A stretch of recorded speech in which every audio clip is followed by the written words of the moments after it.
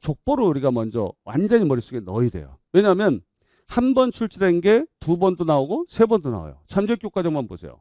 2014에 소극적 행동을 하는 학생들의 원인 진단에 이게 나왔었거든요. 2019학년도에 뭐예요? 잠재교과정이 예상하지 못했던 결과를 얘기해봐라. 2024에는 자 이걸로 교육과정 설계할 때 어떻게 할 것이냐 이렇게 물어보거든요. 영교과정은 2020에 한 번 나왔습니다. 이건 또 플러스 알파로 나올 가능성이 굉장히 높은 그런 내용이 되겠죠. 이게 그러면 이 근처에 잠재적 교육과정과 영교과정 관련된 놈이 없는가? 그러면 우리가 잠재교육과정은 우리가 영손이는 인간중심 교육과정을 넣을 수 있어요. 인간중심 교육과정을 우리가 다뤄야 될 거예요. 그 다음에 이 영교과정은 바로 어디 있습니까? 바로 이 예술적 교육과정 속에 아이즈너 거죠. 이거랑 바로 연결돼 있어요. 바로 연결돼 있어요. 이게 그리고 이제 이 교육과정 설계 특징 2015에 나왔고 설계가 2018 워커 수구명이 나왔었죠. 설계 파트가 이거 두 개가 명확하게 나왔었어요. 근데 이것도 설계랑 영교과정은 다이렉트 관련돼 있죠. 그래서 지금 이제 만 4년 지났죠. 지금 내일쯤 됩니다. 왜냐하면 잠재교과정 냈던 뭐랄까 중간에 간격이 5년이에요. 터울이 5년입니다. 5년. 그 터울이 기억이 안 나네요. 5년입니다. 5년. 근데 이것도 지금 딱 나올 때가 거의 됐죠. 2020에 냈으니까. 그 다음에 교육령 선정 조직 이 부분이 2019, 2017 이렇게 나왔었고요. 중액 조직도 2020에 한번 나왔었어요. 이게. 그리고 교육과정 운영관. 그렇죠. 이거는 제 명장면이라든가 이런 데 다 있습니다. 이 내용이 전부 예상 문제로 들어가 있어요. 그래서 43개 문제 다 있는 내용이 나왔습니다. 어때? 자, 일단 요거 2021에 나왔었고. 그러면 교육과정 운영관 또는 개념과 관련된 게 교육과정 결정 수준 또는 재개념주의, 전통주의 관련한 것들 이런 것들은 굉장히 학습이 필요하죠.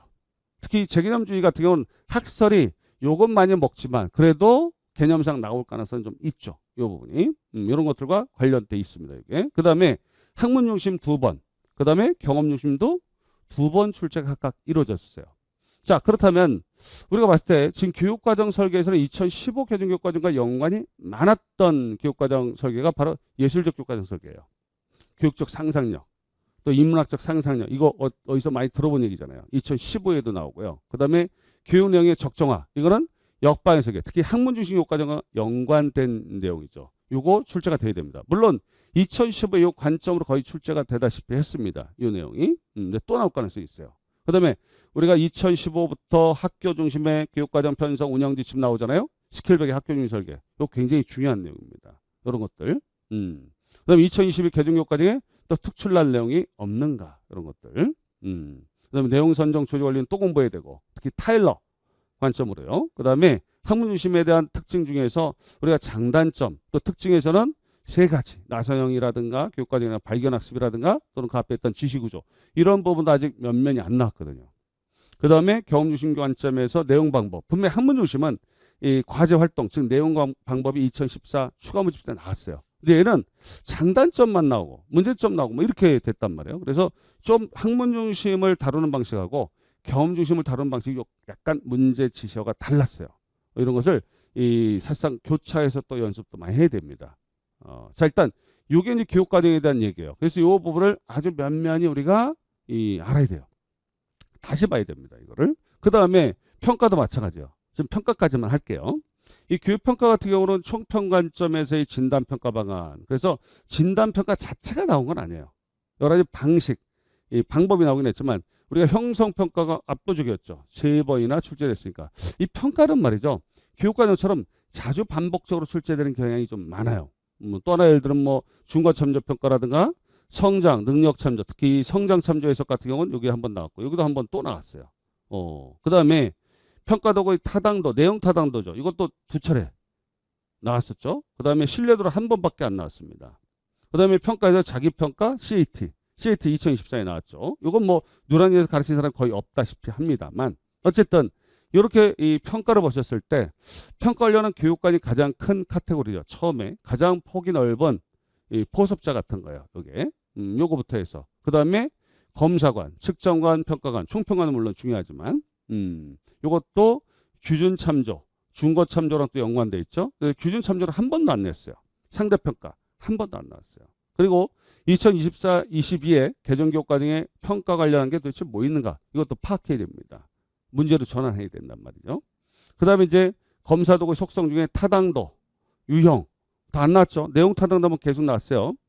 그리고 신뢰도, 객관도 확보하는 방안들이라든가 또는 우리가 수행평가, 지금 학교에서 많이 쓰는 게 이건데요. 특히 저인적 평가라는데 굉장히 보탬이 되죠.